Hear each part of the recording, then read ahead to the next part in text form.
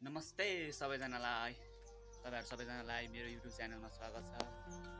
आज म यो मेरो पहिलो भ्लग हो। आज मेरो फर्स्ट डे भ्लगमा चाहिँ भोक लागेकोले आज म चाहिँ यहाँ धरानको रेलवेको यो सहरबस्तीको मिठो अनि चिटिक्क चट्ट पिरो चटपटे अनि पानीपुरी त्यसपछि आलु निम्की पाउने ठाउँ तपाईहरुलाई देखाउन गइरहेको छु। यहाँ चाहिँ एकदम मिठो, तपाईहरुलाई पनि खान मन लाग्यो भने भन्नु होला हैन। धेरै पर्दैन, कति अरे एक प्लेटको 40 रुपैयाँ पर्छ। तपाईलाई खान मन लाग्यो भने मलाई सम्पर्क गर्नु, एकदम ल्याइदिन्छु। म चाहिँ भर्खरै हिजो स्कुल छुट्टी भएर म सैनिक स्कुलमा पढ्छु है। स्कुल छुट्टी भएर आज यहाँ तिप्पातिमाको घरमा बस्न आएको छु। थोरै छुट्टी भएको कारणले गर्दाखेरि म घर पनि गएको छैन। तिप्पातिमा यहाँ हुनुहुन्छ, म चाहिँ यहाँ क्लासदेखि बसिरहेको। सधैँ छुट्टी भएको बेलामा थोरै छुट्टी भएको बेलामा तिप्पातिमाको घरमा आएर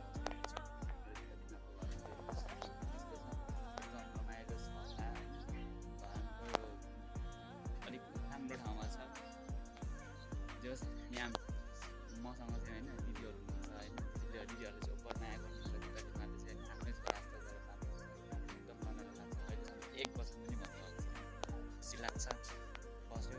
अनि मम्मीसँग मेरो मन रिचार्ज नभएको कारण म चाहिँ सबैभन्दा सुरुमा रिचार्ज कार्ड किन्न जान्छु। त्यसपछि रिचार्ज कार्ड किनिसके पछाडि तपाईहरुलाई चाहिँ म आज रेलवेको यो एउटा बजेटमा मिठो पानीपुरी अनि चटपटे अनि आलु निम्की पाउने ठाउँ छ। म तपाईहरुलाई देखाउन गइरहेको छु। मेरो दिदीको घर यहाँ धरानमा बस्नुहुन्छ। तिप्पातिमा भन्छ। तिप्पातिमा भनेको ठुलोबा ठुलोको आमा हो, राई भाषा।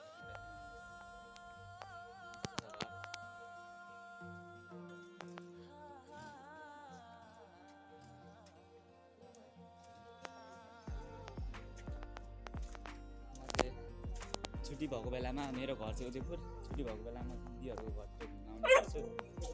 यहाँ चाहिँ कुकुर पनि छ। यो कुकुरको नाम चाहिँ सिम्बा हो। कुकुरले चाहिँ म सानैदेखि चिनेको कि मलाई उबर चिन्छ होइन। यो कुकुरको नाम सिम्बा हो। एकदम राम्रो छ। अब राई भइसकेपछि होइन हाम्रो पूर्व खानदानदेखि नै सुँगुर भनेको सुँगुर बुङ्गुर चाहिँ पालिरहेको कारणले गर्दाखेरि सुँगुर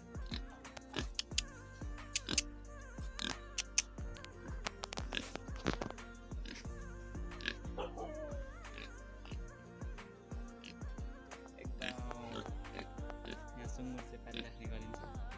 यो हाम्रो किमाहरूले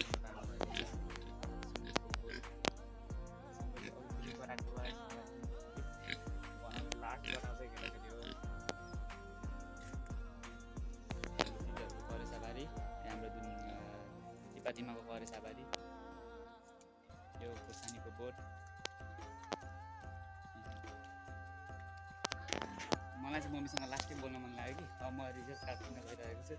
सुरुमा म रिचार्ज कार्ड किन्छु अनि त्यसपछि पैसाहरू के लिनु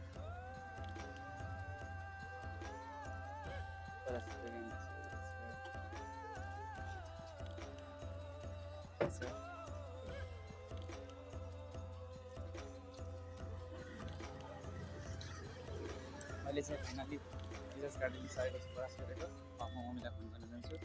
अब त्यो के भन्छ आलु निम्की र तपाईँले बनाउनु गइरहेको छु। एकदम भोक लागेको छ।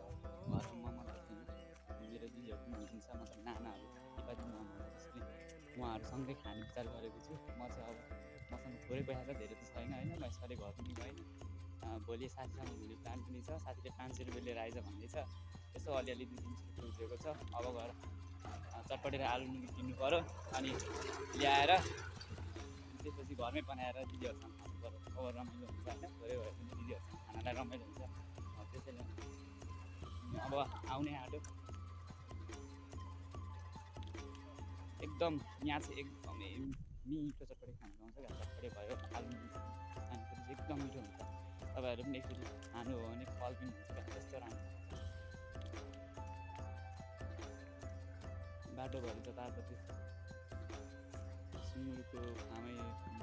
धरान हो नि त, हामी त आयो पुरै भयो। सुँगुरै सुँगुर छ।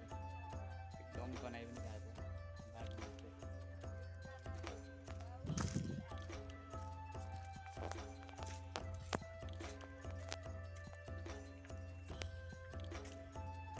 गाइस फाइनली चटपटे चटपटे बनाउने ठाउँमा आइसकेको छ।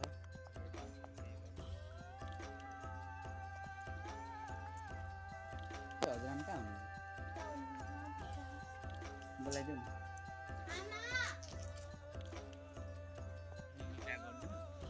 अनि 1 प्लेट चटपटे अनि 1 प्लेट निम्की बनाइदिनु ल। 1 प्लेट आलु निम्की 1 प्लेट यहाँ अहिले बनाइदिनु हैन। अनि 1 प्लेट आलु निम्की र अनि अरु 1 प्लेट चटपटे चाहिँ प्याक गरिदिनु ल। हुन्छ।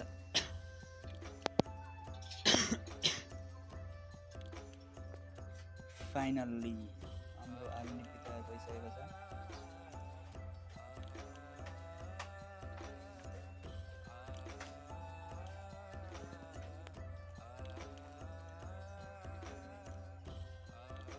चटपटे चाहिँ रेडी भइसकेको छ। अब म चटपटे लिएर घर जाँदैछु। घर गएर दिदीहरूसँग बसेर खाने हो। चटपटे चाहिँ यस प्रकारको भएको छ। एकदम हेर्दै मिठो चखिलो पिरो भएको छ। यसलाई चाहिँ रेलवेको सफागाछी ठाउँ हो। यो चाहिँ रेलवेको सफागाछी भन्ने ठाउँ हो। म चाहिँ बस्छु हैन।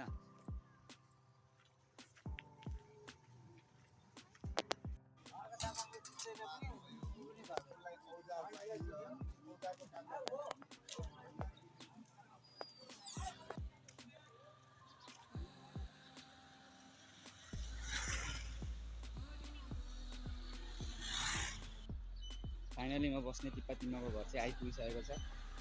म बस्ने टिप्पा तिम्माको घर चाहिँ हो हैन। म चाहिँ यहाँ छर्लातिर बसेको। म चाहिँ सिधै अब किचन रुम गइरहेको छु। किचन रुममा चाहिँ थाल्न हालेर खाने हो। दिदीहरूमा साग सब्जी टिप्दै हुनुहुन्छ। दिदी भित्रमै राख्नु भएको होला। फाइनली म चाहिँ किचन रुमभित्र इन्टर भइसकेको छु। किचन रुम चाहिँ यस्तो छ। मर मसला हैन तरकारीमा चाहिने सबै मर मसला तेलहरू पिउनलाई पानीको फिल्टर एकदम सफा थालभाडा एकदम। म चाहिँ अब दिदीसँग बसेर खाने हो। फाइनली एकदम मिठो पिरो छ। म तपाईँहरूलाई देखाउँछु कस्तो छ भनेर एकछिन लास्टमा देखाउँछु। देख्न सक्नुहुन्छ भरे तरकारीको लागि चाहिँ हाम्रो टिप्पा दिमाहरूले चाहिँ आफ्नो करेसाबाट तरकारी टिप्दै हुनुहुन्छ। रेकर्डिङ होइन त्यस्तो मिठो चटपटे बनाएको छु।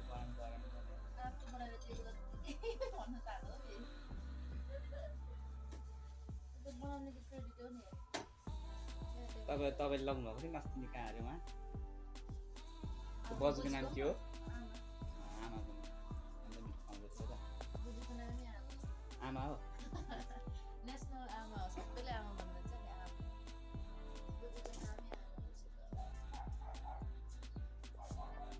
कस्तो छ भन्नु त?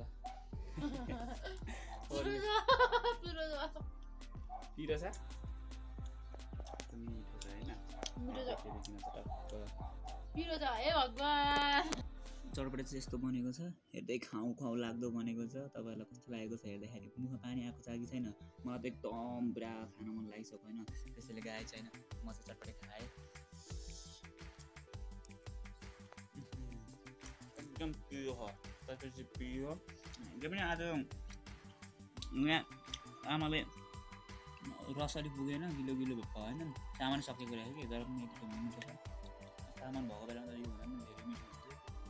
तपाईँहरूलाई पनि खान मन छ भने रेलवेको सफागाछी भन्ने ठाउँमा आउनुहोस्। म तपाईँहरूलाई एकदम फ्रीमा खुवाइदिन्छु होइन। म धेरै त सक्दिनँ। म 300-400 रुपियाँ खुवाइदिन्छु। अनि यो पनि 10-15 रुपियाँ खुवाउनु सक्छु। तपाईँहरूलाई पनि खाना लगाउनु आउनुहोस्। इन्जोय गर्नुहोस्।